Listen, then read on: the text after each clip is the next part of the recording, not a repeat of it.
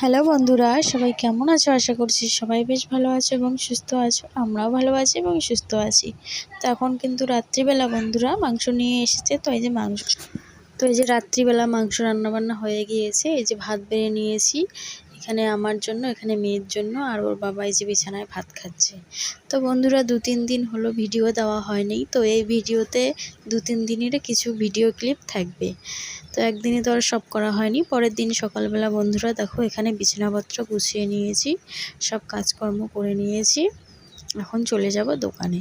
তো সেটাই তোমাদের বলছি। তো বন্ধুরা পুরো ভিডিওটি জুড়ে থেকো, আশা করছি তোমাদের ভালো লাগবে। যদি কোথাও কোনো অংশ তোমাদের একটুকুও ভালো লাগে তো বন্ধুরা প্লিজ একটা লাইক করে দিও আর সুন্দর একটা কমেন্ট করে দিও। আর যদি নতুন বন্ধু হয়ে থাকো তো প্লিজ বন্ধুরা সাবস্ক্রাইব করে পাশে থেকো। 2-3 ধরে ভিডিও দিতে পারিনি, একদমই ভালো লাগছিল না বন্ধুরা। একটা ঘটনা ঘটে গিয়েছে, তোমরা হয়তো সবাই জানো। কলকাতার আরজি কর হাসপাতালে একটা মেয়েকে ডেথ করে দিয়েছে, ধর্ষণ করে খুন করেছে খুবই নির্মমভাবে। তোমরা হয়তো সবাই জানো। তো মোবাইল খুললেই ফেসবুক বলো, ইউটিউব বলো, ইনস্টাগ্রাম বলো, সব জায়গায় ওই একই ভিডিও দেখে দেখে খুব খারাপ লাগছে। আর ভিডিও বানার কোনো এনার্জি ছিল না। তো বন্ধুরা ভেবেই খুব অবাক লাগে, আমরা মেয়েরা কোথায় নিরাপদ, কোথায় স্বাধীন বলুন? আমরা কিন্তু কোথাও স্বাধীন না, কোথাও নিরাপদ না। যারা বাইরে কাজ করে তারা কিভাবে স্বাধীন থাকবে? আর পড়াশোনা করে কি করবে? পড়াশোনা করে কি ঘরে বসে থাকবে? যেখানে একটা ডাক্তারই স্বাধীন না, সেখানে আমরা সাধারণ মহিলা বা মেয়েরা কিভাবে স্বাধীন? তো এখন তো শোনা যাচ্ছে যে মেয়েটি অনেক কিছু জেনে গিয়েছে, হয়তো সেগুলো পর্দা ফাঁস হতে চলেছে, তার জন্যই তাকে এভাবে মারা হয়েছে। হসপিটালে অনেক রকম দুর্নীতি চলতো, যেমন ওষুধ। বন্ধুরা যে যার জায়গা থেকে প্রতিবাদ জানান, যে যেভাবে পারেন সেভাবে সাহায্য করুন। এই নির্মম মৃত্যুর আমরা বিচার চাই। দেখা যাক কে আছে, কার হাত আছে এর পিছনে। শুধু একজন মিলে তো আর সেটা সম্ভব না। দেখা যাক সে কত বড়, সেটাই আমরা দেখতে চাই। তো বন্ধুরা সাথে থাকো, দেখতে থাকো।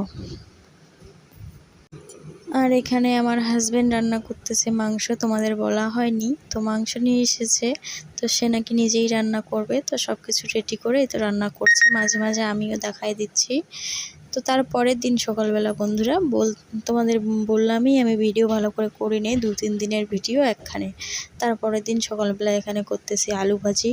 তো মাংস তো রয়েছে, মাংস গরম করে রেখেছি, আর এদিকে আলু ভাজা করতেছি। আর কি শাক যেন রান্না করেছি, শাক, মূলোর শাক। এই যে মাংসগুলো গরম করে রেখেছি দেখো। বন্ধুরা শেষে একটা কথাই বলবো, যে যেখানে থাকেন সাবধানে থাকেন, নিজে সতর্ক থাকেন, অন্যকে সতর্ক রাখার চেষ্টা করেন। আর এই মৃত্যুকাণ্ডে যারা জড়িত, যারা অভিযুক্ত, তাদের তাড়াতাড়ি বের করে এমনও শাস্তি দেওয়া হোক, এমনও কঠিন শাস্তি দেওয়া হোক, যাতে ভবিষ্যতে যারা এরকম ধর্ষণের এমন শাস্তি হোক, ভবিষ্যতে ধর্ষণ কথাটা মুখ দিয়ে বের করতেও যেন 100 বার ভাবে পুরুষগুলো। কি লাভ হলো বলো তো বন্ধুরা? বাবা মার কাছ থেকে দূরে থাকতে হয়েছে, কষ্ট করে পড়াশোনা করতে হয়েছে, পড়াশোনা করে কি লাভ হলো? এই জানোয়ারের হাতে মরতে হলো। তাহলে যারা বাবা মা আছে তারা কিভাবে তাদের সন্তানকে বাইরে রাখবে, কিভাবে পড়াশোনা করাবে? তারা তো ভয়েই করাবে না। সত্যি বলছি বন্ধুরা, আমার এত খারাপ লাগছে না।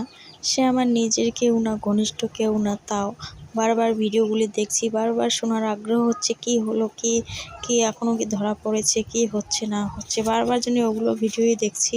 সত্যি বলতে আমার খুব কষ্ট লাগছে, খুব খারাপ লাগছে। তো বন্ধুরা এ পর্যন্তই রাখ।